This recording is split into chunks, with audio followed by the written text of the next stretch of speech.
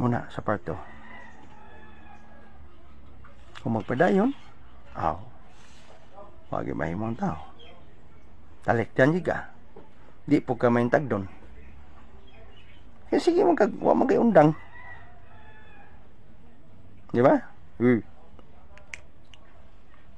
Ang tao nga atong higugma, tinuod na. Ang tao atong gihigugma. Pero ang iyang sala maoy atong wala higugma. Isod pa, higugmaon pa ang sala, higugmaon siya, nagpaduble. Kaya mingon mga, grabe si Roblino, lahi nagtinagdan. Di na kayo mutagan. Di ba? Gusto po higugmaon ni mo sala, no?